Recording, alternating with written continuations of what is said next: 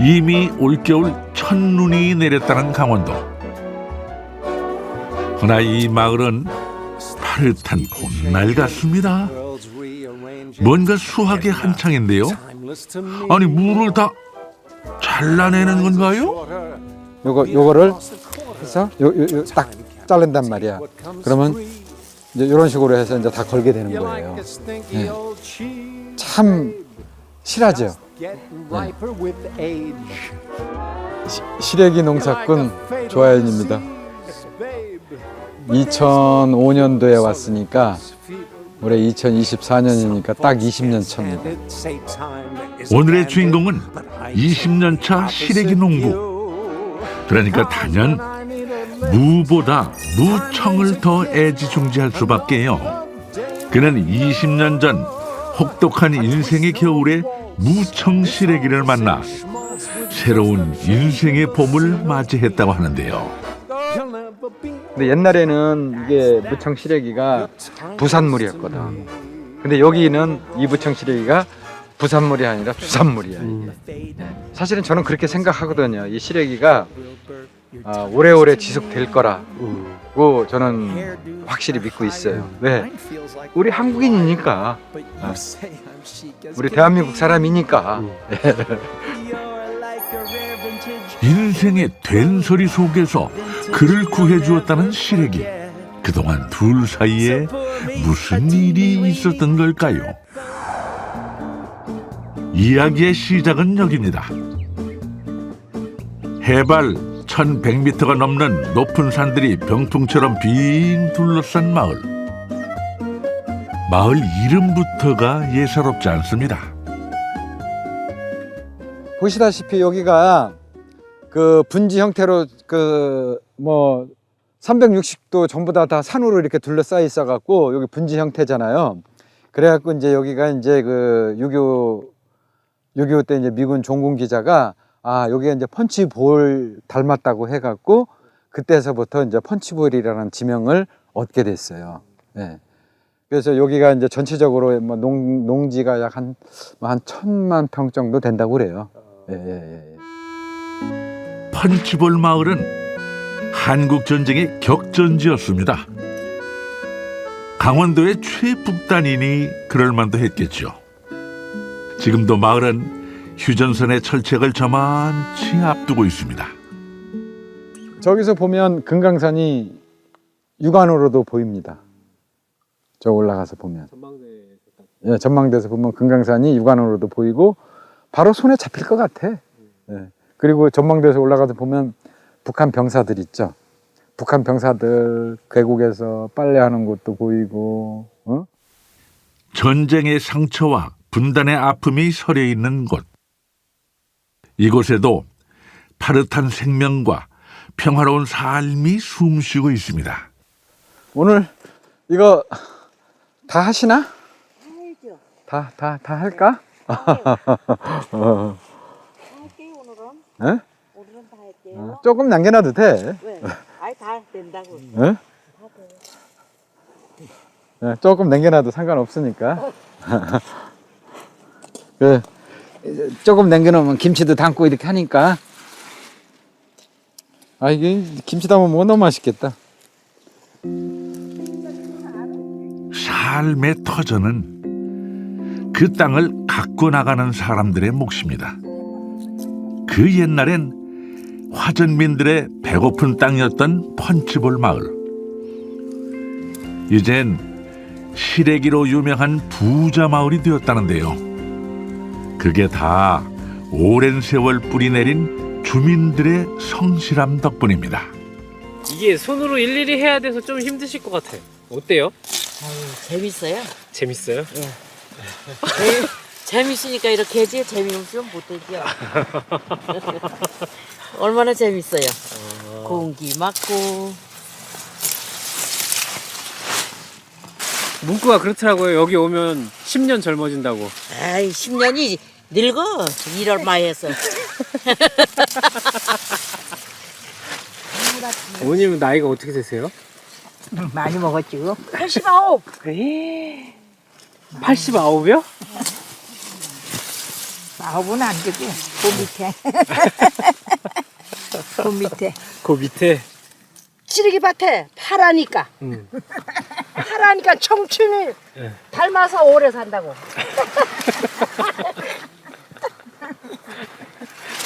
이 파랗잖아 시래기가. 네. 그럼 노인네는 나이가 잡숴서 꼬부라지 파란 데 와서 비니까 여기 청춘 아니야? 그러니까 오래 사는 거야. 동댕이를 잘 벼준다고. 동댕이 이거. 아, 왜냐면 이게 샀던 거 많으면은 여기서 싹이 나. 아, 적당히 딱 아, 그럼 여기 따는 볼 수가 있어 이게.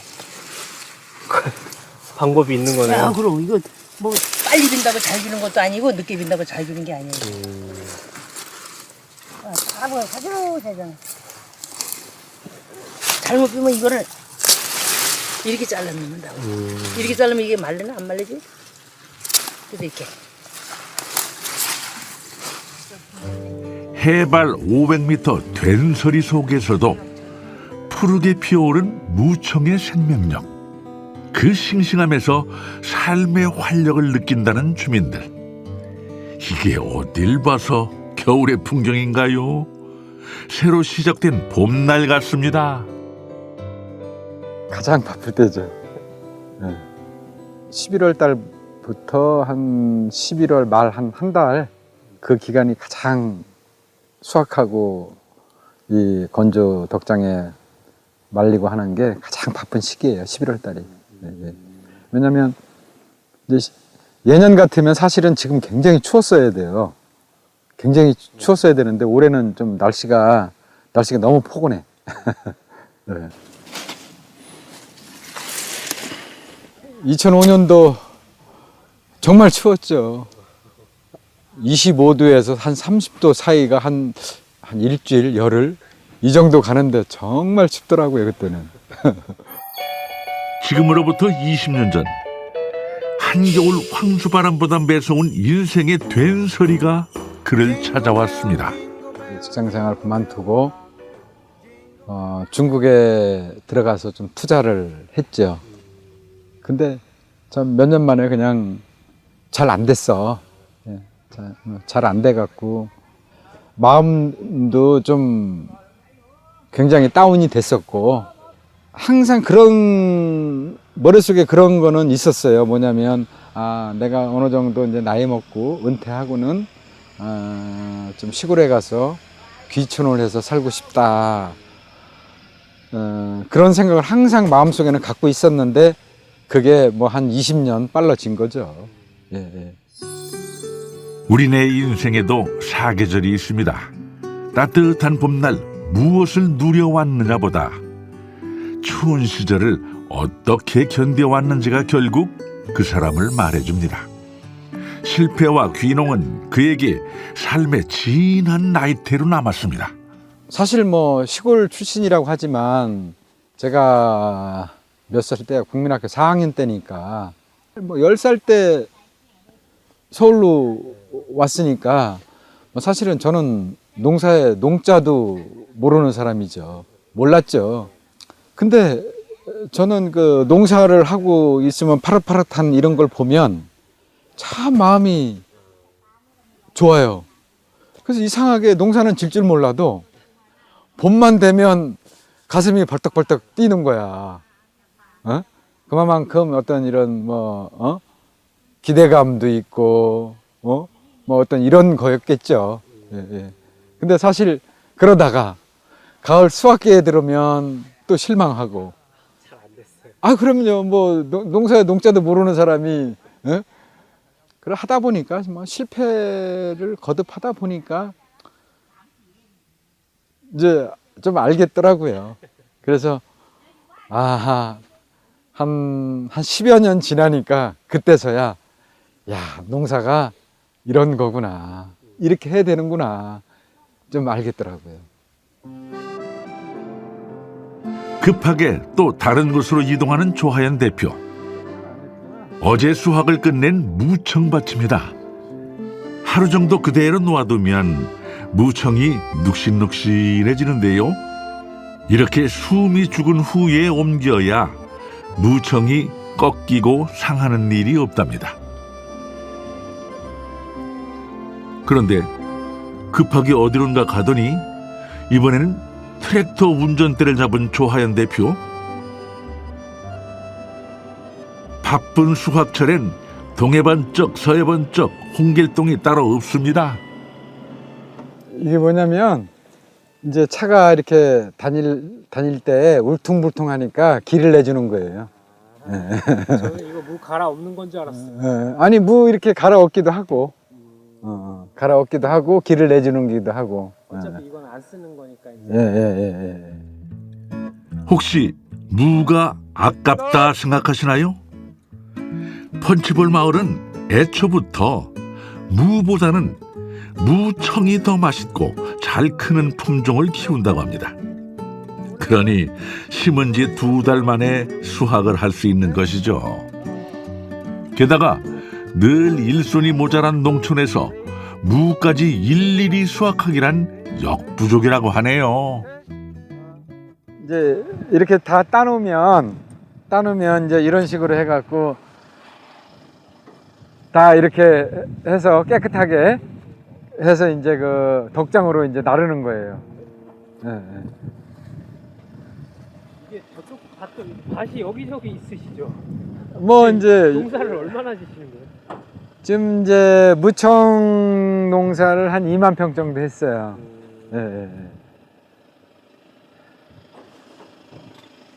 이게 2만 평 정도면은 이런 밭이 이게 한 2천 평이니까 이런 밭이 한 10개 정도 되겠죠?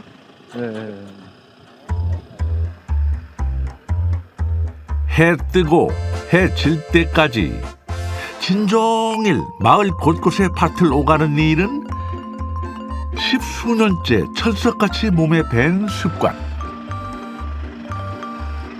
거짓말 조금 못해서 무밭에서 덕장까지 눈 감고도 간답니다.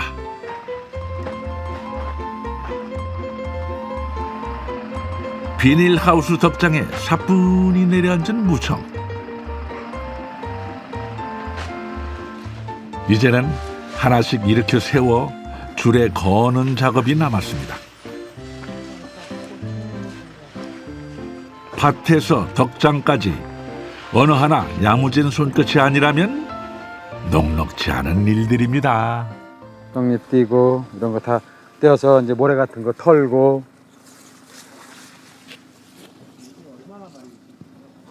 이게 한 2달. 2달 이런 식으로 자연 건조를 시키는 겁니다.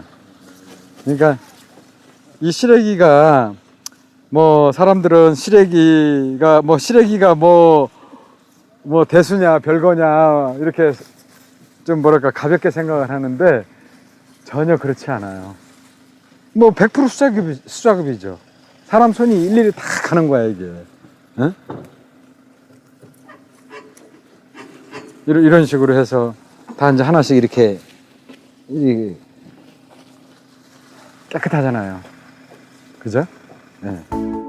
이제 무청은 펀치볼 산바람을 덮고 긴 잠을 잡니다. 겨울 햇볕에 몸을 녹이며 혹한과 폭설을 묵묵히 견디며 시래기로 다시 태어납니다. 무청은 우리나라 제주도서부터 시작해갖고 여기 최북단 여기까지 나요. 재배가 다 가능합니다. 그러나 여기 펀치볼 시래기가 참 그 특별하게도 어떤 이 시래기가 최고로 맛있게 할 수 있는 이제 필요 충분 조건이 다 갖춰진 지역이 여긴 거죠. 날씨 춥죠. 기온차 심하죠. 바람 많이 불죠. 그럼 이 시래기를 갖다가 재배하면서 건조하는 그런 과정이 아주 완벽하게 이게 맞아 떨어지는 거예요, 여기가. 그래서 부드럽고, 참 풍미라든지 이런 것들이 꽉 차지는 거죠. 20년 전 처음 양구에 와서 겨울바람에 온전히 제 몸 내어두고 묵묵히 봄을 기다리는 시래기를 봤습니다. 그는 거기서 질긴 생명의 힘과 삶의 희망을 읽었습니다. 그렇게 건실한 시래기 농사꾼으로 살아왔습니다. 그런데 집 앞 텃밭 모양새는 영 부실한데요. 언제 따먹을 시간이 있어야지. 이제 뭐 이런 거는 그냥 우리가 약도 안 치고 했으니까 그냥 먹어도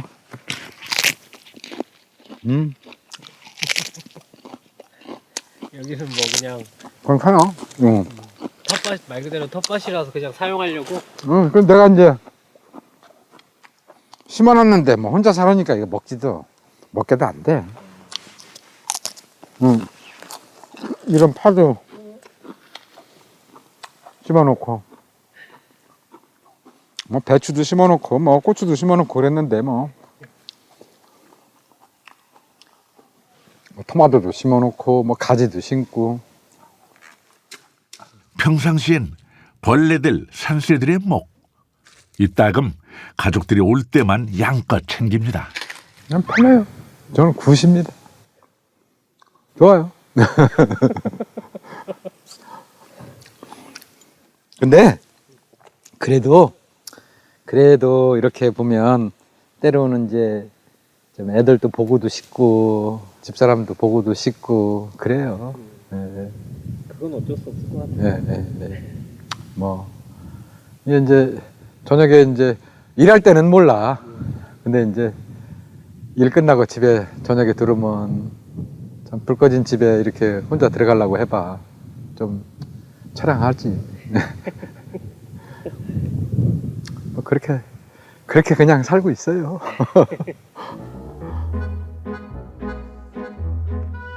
제2의 삶을 개척하기 위해 나 홀로 선택한 귀농. 남편으로 그리고 아버지로 꼿꼿이 서기 위해 그는 묵묵히 겨울바람을 견뎌냈습니다. 가족 모두의 봄을 위해서 말이죠. 그의 삶은 누군가에게도 봄을 안겨줬습니다.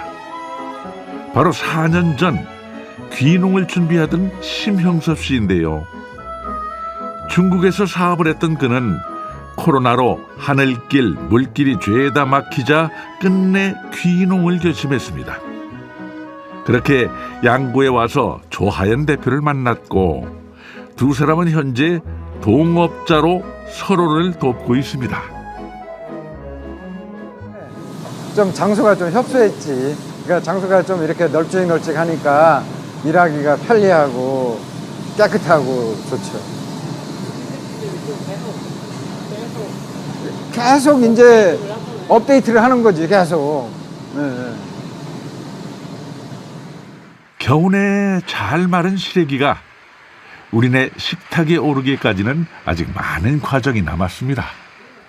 바짝 마른 시래기를 부드럽게 삶아내고 이후에 이어지는 단계별 세척 과정과 선별, 포장 작업까지. 여기에도 야무진 손길들이 필요합니다. 가공 공장이긴 하지만 기계 소리보단 정겨운 인기척이 더 많이 들리는 이유죠. 없는 기계를 저희가 필요해서 아이디어 내갖고 특별히 제작한 거예요. 이 포장할 때 좋으라고 이렇게 약간 납작하게 눌러주는 게 있어서 옛날엔 이게 사람이 다 일일이 이걸 손으로 쳤는데 거기에 시간이 너무 많이 소모되고 인력도 너무 많이 소모돼서 이걸 눌러줄 수 있는 기계를 거기 제작을 해서 만들었어요. 4년 전 조심스러웠던 귀농은 이제 또렷한 방향을 잡아가고 있습니다. 제가 저 사장님하고 그냥 농사 짓는 거 따라다니면서 구경했을 때 약간 농사와 공장을 병행하면서 발생하는 문제점? 이게 훨씬 더 잘 될 수 있는데 이 농사에 치여서 공장을 등한시하게 되는 이 농민들한테 이 농작물은 자기 자식과 같은 거라 오늘 빌려줘야 되는데 못 주고 내일 줘야 되는 건 안 되는 일이에요. 근데 공장은 야 오늘 만들 거 내일 만들어도 되잖아. 약간 욕에 섞여 있어서 좀 안타깝더라고요. 그래서 지금은 여기 이렇게 나와서 그러면 제가 죽이든 밥이 되든 공장은 제가 책임질 테니 사장님은 농사만 좀 전념해보면 어떻겠냐. 현재 농업회사 법인을 공동으로 이끌고 있는 두 사람은 재배와 가공이라는 각자의 영역에서 따로 또 같이 도전하고 있습니다.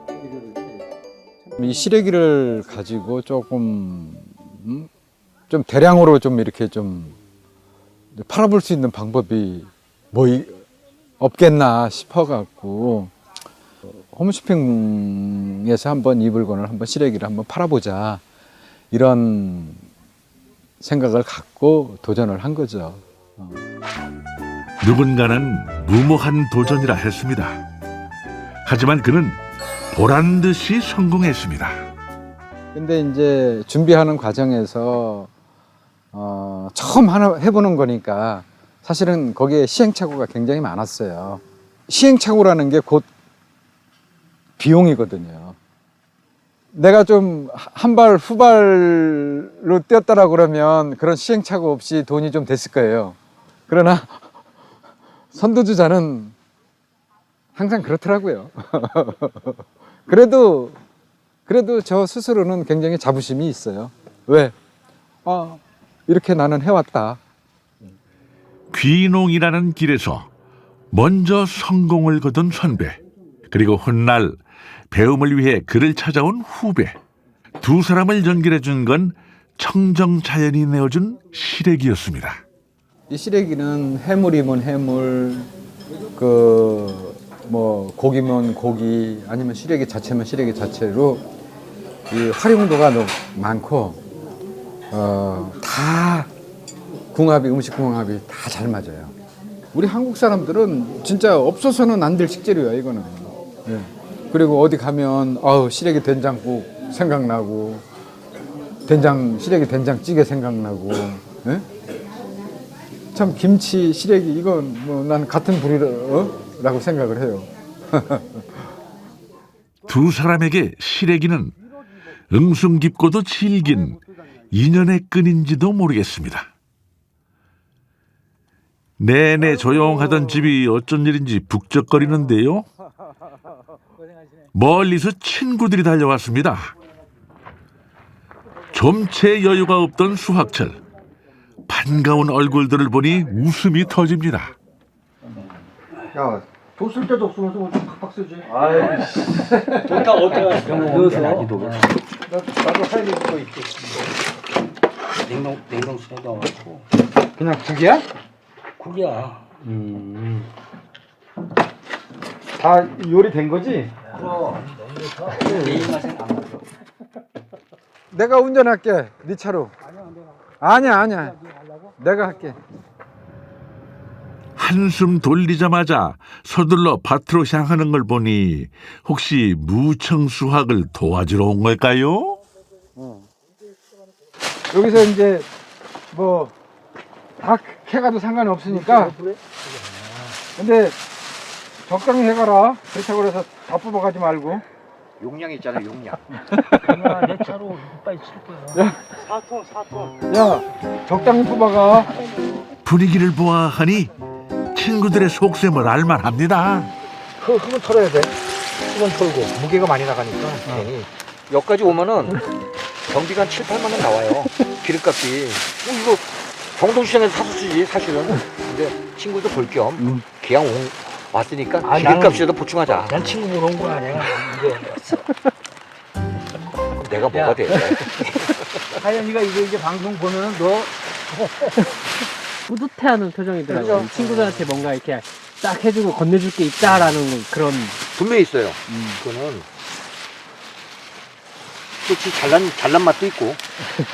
아니 잘날만 하지 이렇게 잘했으니. 근데 이거 좋다. 양심상 친구의 훌륭한 농사 솜씨에 대한 칭찬 한마디 밭에 걸음으로 솔솔 뿌려줍니다.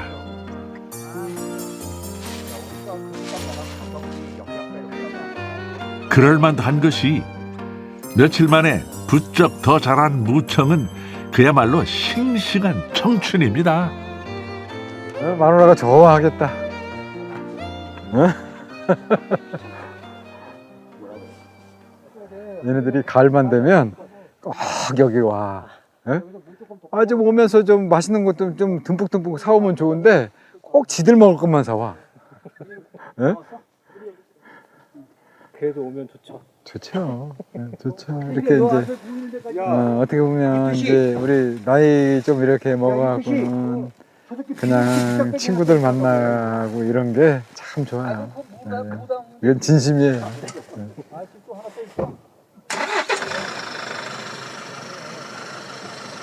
또 가면은 또 허전해. 허전해.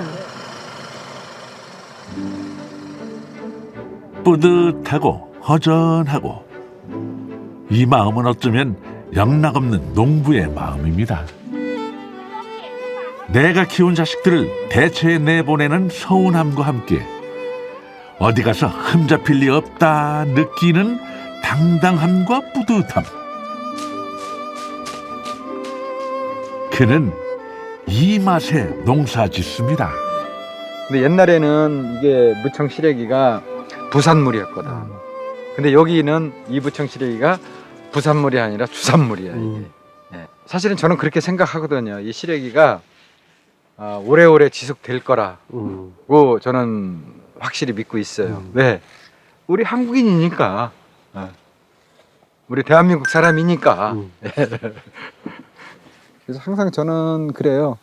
내가 무슨 일을 하면 그 분야에서는 내가 최고가 돼야 된다.